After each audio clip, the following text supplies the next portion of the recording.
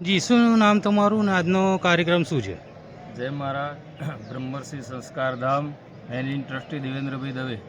આજ રોજ રક્ષાબંધન નિમિત્તે અમારા 200 બાળકો તથા નડિયાદ શહેરમાંથી પણ ઘણા બ્રાહ્મણો યજ્ઞોપવિત બદલવા અમારે ત્યાં આવેલા છે અને કાર્યક્રમ અત્યારે મંદિરમાં યજ્ઞોપવિત બદલવાનો ચાલી જ રહ્યો છે.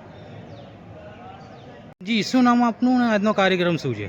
નમસ્કાર, મારું નામ વ્યાસ વિમલ મુકેશભાઈ. બ્રહ્મર્ષિ સંસ્કૃત મહાવિદ્યાલયમાં વેદના પ્રાધ્યાપક તરીકે કાર્ય કરી રહ્યો છું. આજનું પર્વ જે છે એ શ્રાવણી પર્વ. શ્રાવણ સુદ પૂનમ એટલે રક્ષાબંધન.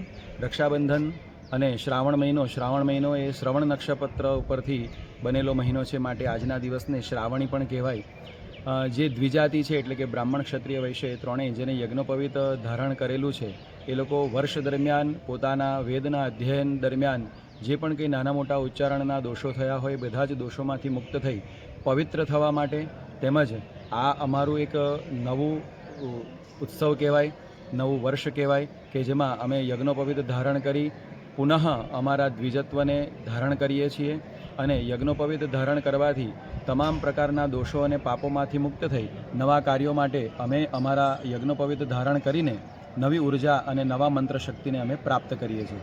બ્રહ્મર્ષિ સંસ્કારધામ ડાકોર રોડ નડિયાદ ખાતે આજે 200 જેટલા ઋષિકુમારો તેમજ નડિયાદમાંથી પધારેલા ભૂદેવો બધા સૌ ભેગા થઈ વૈદિક મંત્રોચ્ચાર સાથે અને વૈદિક વિધિને અનુસરીને યજ્ઞોપવિત પરિવર્તનનું કાર્ય આજે અહીંયા કરી રહ્યા છે. નર્મદેશ્વર મહાદેવના સાનિધ્યમાં બેસી તમામ ઋષિકુમારો અને બ્રાહ્મણો ભેગા થઈ એકત્ર થઈ યજ્ઞોપવિત પરિવર્તનનું કાર્ય કરી રહ્યા છે અને નવી ઉર્જાને પ્રાપ્ત કરી રહ્યા છે. અસ્તુ. જય મહારાજ.